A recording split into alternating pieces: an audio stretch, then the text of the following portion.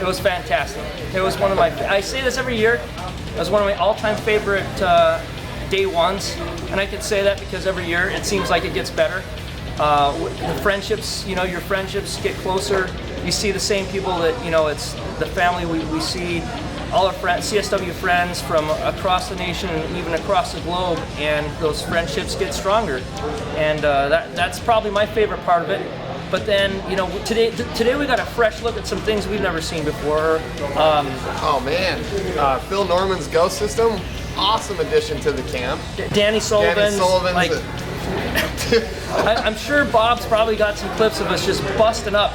Just and it's because of the shock value of, like, you know, just like anything, you learn a new trick and you go to work on it, and it doesn't always just work right away. And then when it does, it's kind of like, you know, touch and go for a while until you really understand how to set it up.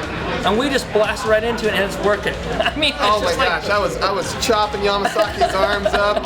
He made me look like a punk when Bob came by with the camera. I was all curled up. I mean, it's so simple. We're doing the exact same thing that he knows I'm gonna do it. It's like boom, boom, boom, boom, boom, boom, 4 times in a row, and it's just a ton of fun. Ajan Grigg show again, blowing everyone's mind with one of the coolest takedown series I've ever seen. It was like a perfect fit for my game. It was some over/under stuff, which I love. And then it's always glued together with that classic Sensei Paulson CSW backbone of, you know, blending, how to blend your striking to your entries, to your clinching, to your takedowns, to your arm destructions, to your cutting angles and fading and hanging, and we even learned how to speak proper English today. Oh man, didn't we? Didn't we? We did. Number 2. Second position. Second position is actually super easy.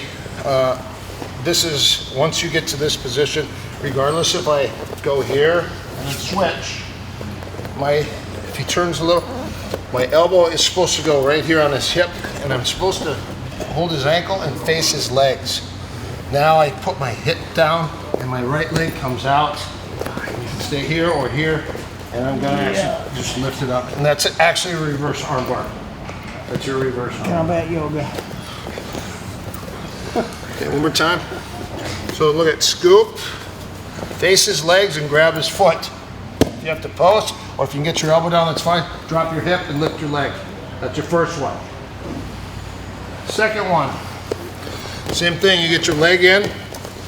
See this hole? You step over, and then you jump sideways and whip his legs. And now I go to his head. Yeah.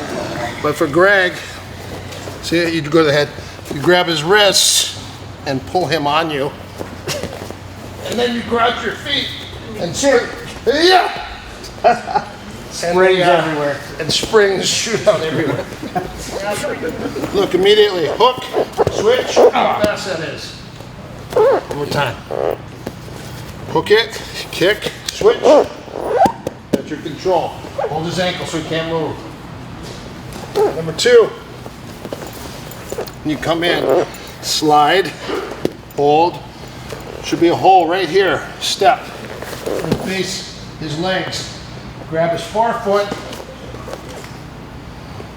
Whip his legs. Look at his head. Hello. Grab his head. Point your toes for a perfect dismount. And then rip. Reach up.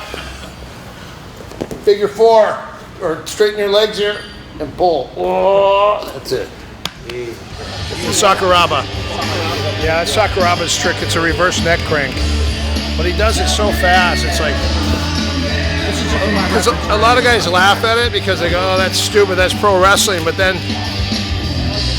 when you get it down, you do it fast, and actually they go, oh, okay. It makes it believable because you have it.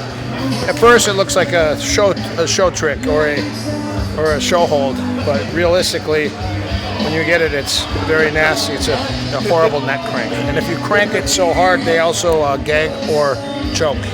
So it turns the neck crank into a choke.